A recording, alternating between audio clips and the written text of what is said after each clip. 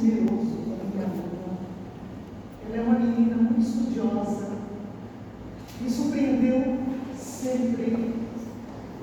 Cada vez que ela olhava, ela dizia: não, mas eu modifiquei isso porque eu acho que isso é necessário. Aí eu cheguei a dizer para ela: você está fazendo um TCC? Aí ela olhou para mim como se dissesse: mas tem que ser o primeiro.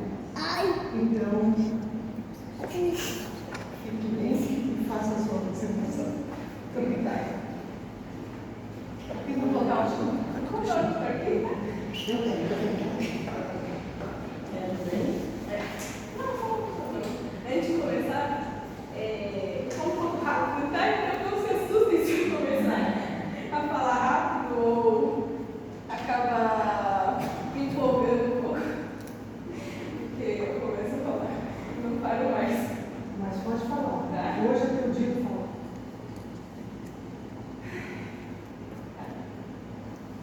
Então, bom dia, né? Eu sou a Jéssica, do curso de Matemática e Licenciatura. E no curso da UNILA, né? Do Instituto Latino-Americano de Ciências da Vida e da Natureza, e no CVE. O nome do meu trabalho, o título do meu trabalho, então, é o ensino da matemática com jogos recursos para estudantes PCD no primeiro ano do ensino médio regular inclusivo, uma proposta metodológica por conteúdo, orientada pela professora doutora Catarina Costa Fernandes.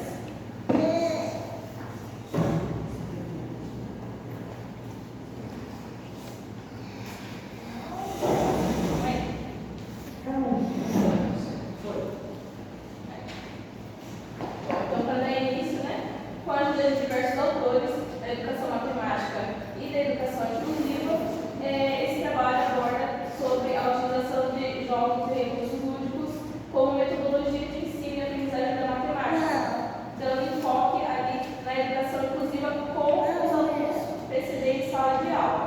Tá? O professor ele voltaria com os jogos lúdicos, ajudando na individualidade e nas particularidades de cada indivíduo ali da sala de aula. Então, todo mundo estaria sendo assistido às suas necessidades com os jogos e recursos lúdicos. Tá? Então, o professor trazendo atividades atrativas, dinâmicas e inovadoras para a sala de aula. Pode ser jogos, um recurso tátil ou até mesmo utilizar computadores, tecnologias. Né? Então, o aluno estaria desenvolvendo o seu conhecimento através desses recursos também. E acaba que facilita a aprendizagem desses alunos. Então, assim, os alunos têm um melhor rendimento e o professor consegue atender ali todos os estudantes, eles conseguindo compreender os conteúdos. Né? E essa metodologia de jogos e recursos lúdicos ajuda na estratégia de incluir todos os alunos em sala de aula. Bom, para o programa desse TCC, então, é a utilização do lúdico, né? Sendo um auxiliador e um facilitador da aprendizagem. Então, com o uso do lúdico, o professor estaria desenvolvendo, fazendo com que a sala, né,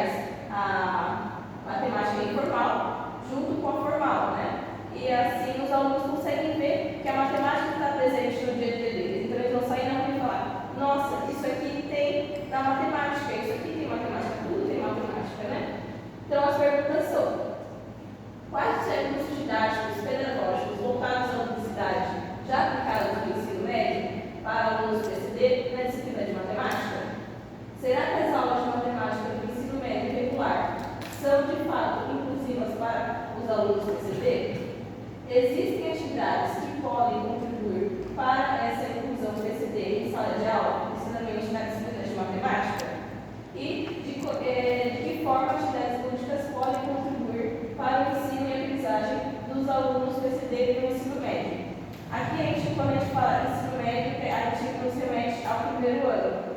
A gente poderia fazer os 3 anos, mas seria um trabalho muito longo, porque como o nosso tempo aqui era curto, a gente acabou que escolhemos só o primeiro ano para focar mais e fazer um bom trabalho.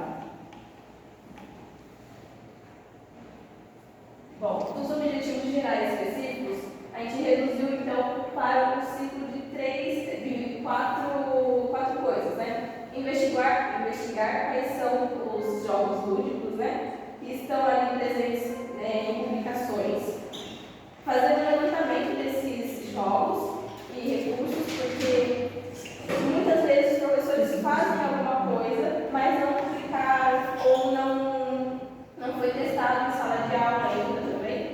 Então, a gente tem que, leitura, análise e muita seleção, né? Porque muitas coisas que a gente lia acabava que não foi aplicado em sala de aula, então a gente não sabe se o recurso funciona ou não. Então, o que a gente procurou ali foi agrupar apenas as que foram testadas e que deram certo em turmas que tinha ali aluno PCD. E ressaltar, né? Esse trabalho aqui ressalta, então, agrupa essas propostas e ressalto esses conteúdos, né? Que dá para ser aplicado no ensino médio, que há uma carência de conteúdos didáticos para o ensino médio.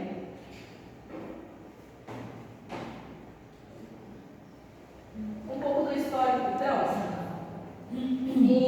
Ali em 1789 começaram a surgir, então, os movimentos, né, para a inclusão dos trabalhadores PCD ali no mercado de trabalho, né, e os meios não, né, locomoções, como bengala, cadeira de roda, coisas para ajudar o PCD a se locomover, né. Em 1829, Louis Braille, ele publicou ali o Código de Braille, que é a principal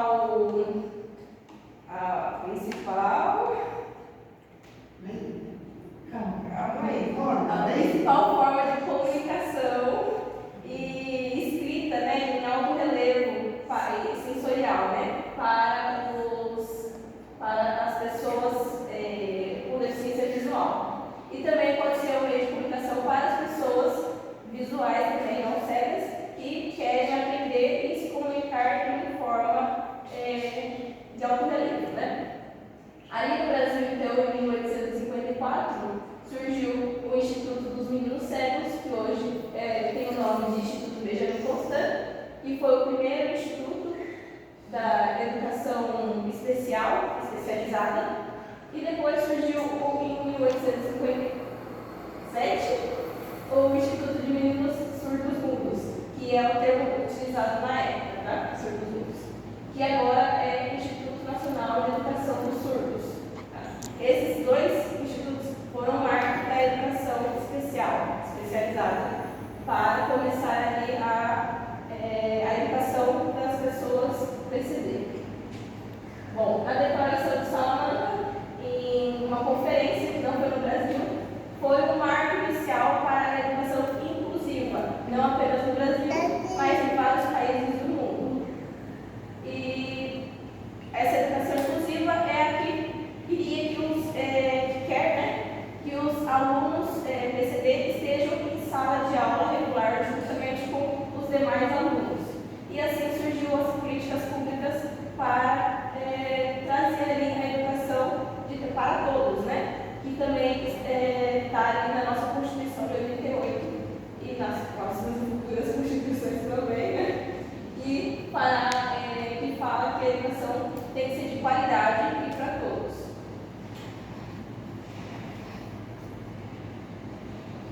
Bom, para a educação, então, a gente tem que a educação especial, que é o termo utilizado na época, né?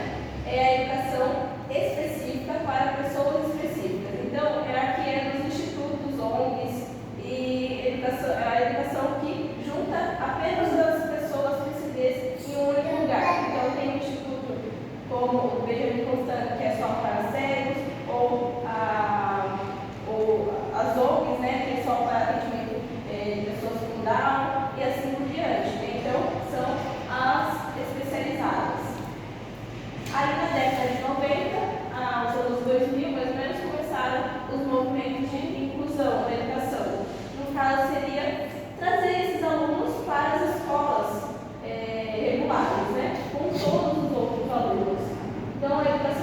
inclusiva é aquela que todos estão na sala regular, todos os alunos aprendem de uma mesma forma, né? E todo mundo ali está no mesmo nível, mais ou menos, né? Então, essa educação onde todo mundo tem as suas necessidades e particularidades assistidas, que é uma educação utópica ainda para a gente, que não ocorre. Então, com as políticas públicas surgiram as normas de acesso e permanência, porque não adianta apenas colocar o aluno para se ver ali em sala de aula, né? Você precisa fazer que o aluno tenha o acesso nessa sala. Ela não é inclusiva. Se tivesse um aluno cadeirante, como que ele vai escrever essas carteiras? Ele precisa de uma carteira. Aqui tem rampa, mas em algumas escolas não tem rampa. Banheiros têm suportes, tem que adaptar. Então, são todas essas questões para que o aluno esteja ali no espaço escolar, né? E principalmente aqui na educação seria também os recursos. Um dos trabalhos que a gente acabou lendo é que na escola, onde tinha alunos cegos, tinha uma máquina de braille. Então, o professor conseguia ali fazer a atividade igual para todo mundo e apenas transformar a atividade do aluno em braille. Mas ele aprendia exatamente a mesma coisa, a mesma atividade. Então, são coisas assim que precisam mudar um pouco, né? Então, adaptar e reestruturar para que a educação seja realmente inclusiva. Senão, o aluno aqui que é cadeirante não tem uma mesa para ele, aqui a gente estaria praticando a educação excludente, que é aquela que o aluno está na sala de aula inclusiva, mas está sendo deixado de lado e não está sendo assistido. Bom, e com isso, né, não surgiu, mas essa educação excludente está muito presente na sociedade por causa da resistência de mudar e do preconceito que as pessoas têm com as pessoas e com a educação, né? Achando que por ter um aluno PCD na sala de aula, ele vai acabar baixando o nível da sala, ou baixando o nível de ensino, né? O que não ocorre geralmente. Bom, o profissional da educação, né, ele precisa ter um olhar significativo para que ele consiga entender os alunos e o aluno PCD. Ele precisa saber como que como aprende, como que é o ensino, né? Se ele precisa mudar, se essa sala, o que eu ensino nessa sala é diferente da outra sala, o que você ensina numa sala com um aluno PCD cego vai ser diferente do que você ensina numa turma de aluno surdo, né? Obviamente deveria ser, porque aqui você vai ter que trabalhar mais com coisas táteis, coisas visuais, né? E na outra você vai ter que trabalhar com coisas mais auditíveis. Então, são estilos diferentes de ensino e aprendizagem, né? Então, ali o professor, os profissionais da educação, precisam de uma educação continuada, onde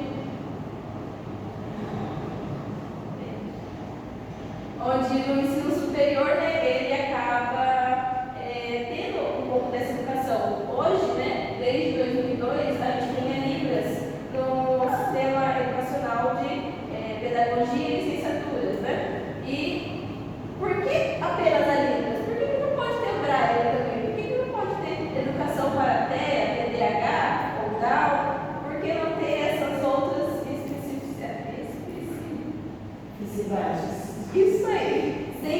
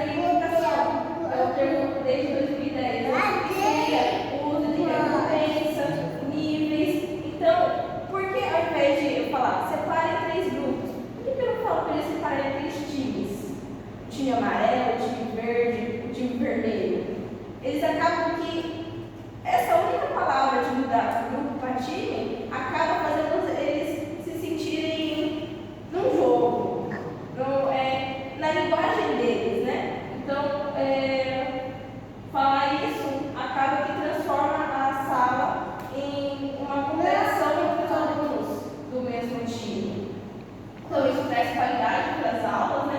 Para a sala de aula, para os alunos e para o próprio professor.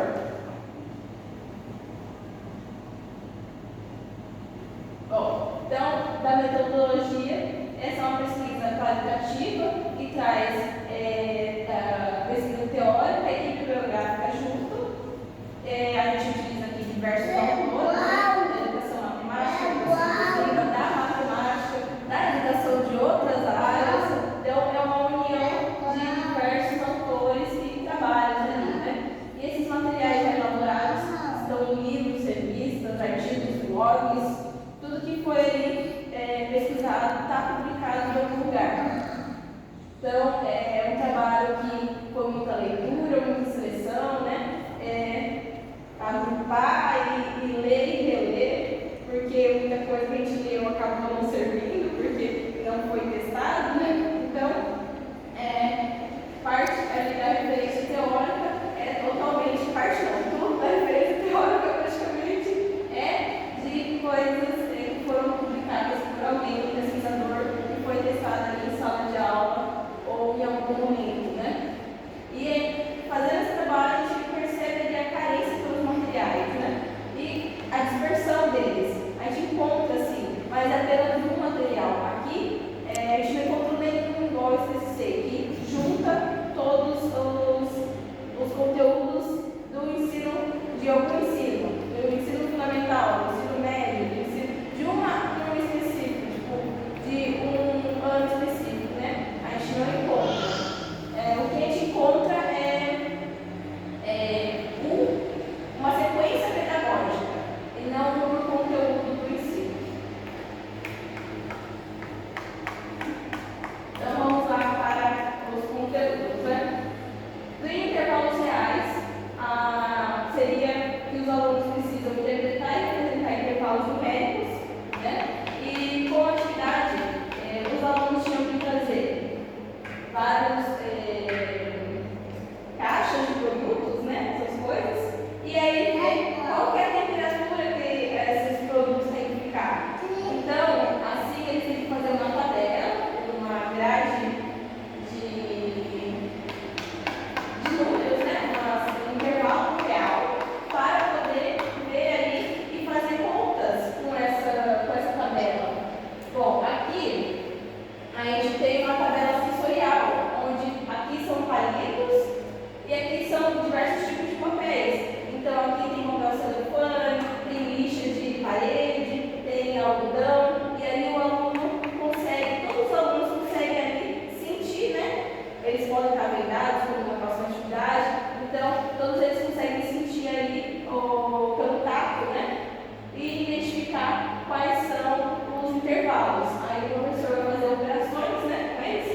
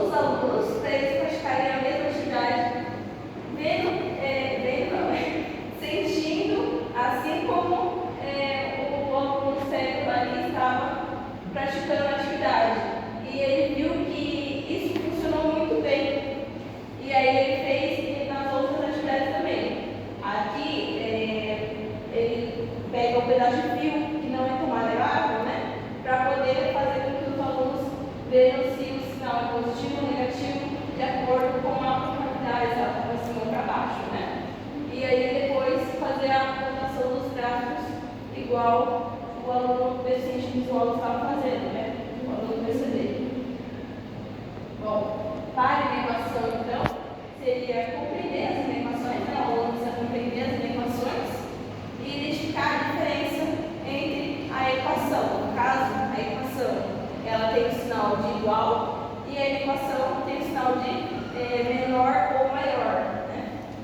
Que ali seria essa a principal diferença, né? Então, eles precisam também resolver todo tipo de inequação.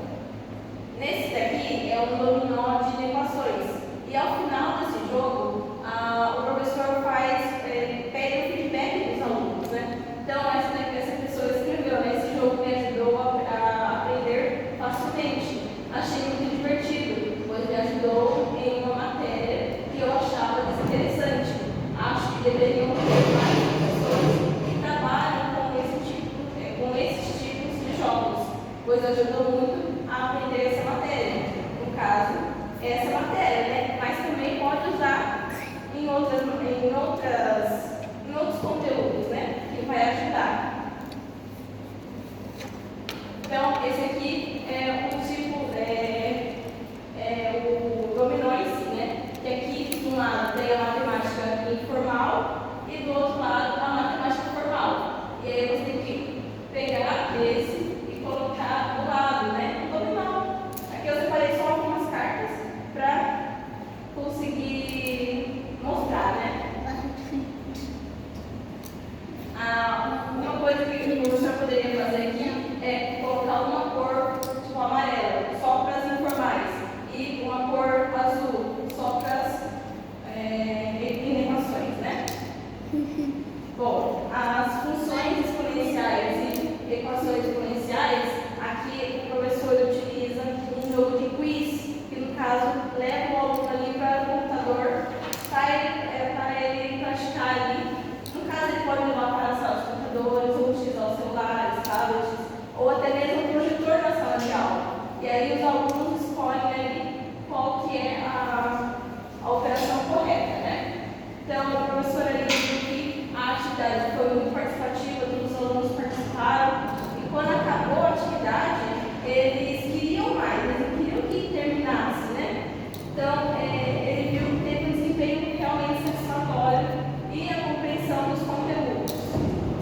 Ali os alunos precisam identificar, né?